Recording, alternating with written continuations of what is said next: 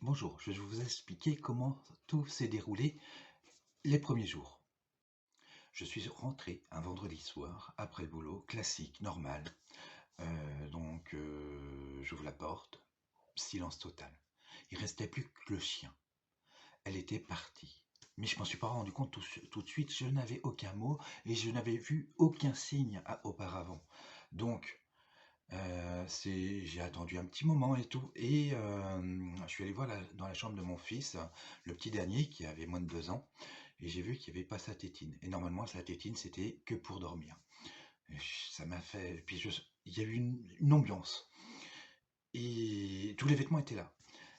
Et bon, j'appelle la belle-mère puisque c'est la belle-mère habitait pas loin, et là, elle m'apprend. Mais Alain, vous savez bien, elle est partie, elle vous a quitté. Sachez, c'est ça, cette phrase. Vous savez bien que je vais l'entendre plusieurs fois, sans, et je me la pose encore cette question. Non, en fait, j'ai arrêté, mais, euh, mais je le sais bien, hein. Donc, voilà. Je l'ai cherché partout, je suis allé voir la famille, j'ai appelé, puisqu'on n'avait pas de portable à l'époque, j'ai appelé, c'était en 2013, euh, tous ceux que je pouvais connaître, à part la belle famille, ceux qui m'ont répondu, c'est je le savais bien. Donc, ma femme m'a quitté comme ça, sans me prévenir, avec 4 enfants.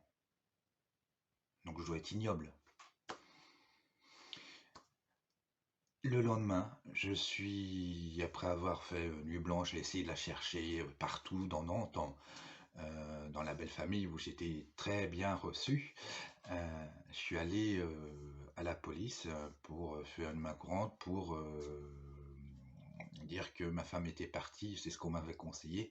Et là, j'ai été très bien reçu par la police. Ça a été les débuts de cette très bonne réception de la police, puisque j'ai appris après que c'était le gendarme qui avait reçu ma femme, mon ex-femme, la veille. Et elle avait fait, j'ai appris, mais vraiment très très très tard, peut-être un an après, qu'elle avait fait un abandon de domicile pour harcèlement moral, de ma part.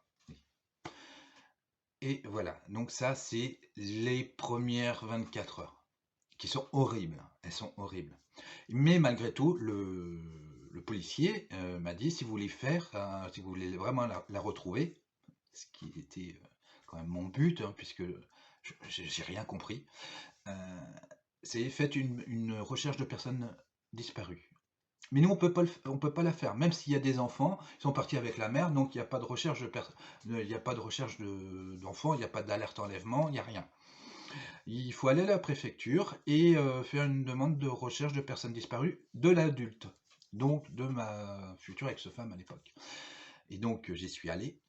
Et là, on vous demande la description de comment elle était habillée, qu'est-ce qui s'est passé, tout ça. J'étais au courant de rien, moi, j'étais au boulot. J'ai rempli ce que j'ai pu. Et j'ai eu une réponse, on va dire, peut-être un mois et demi après.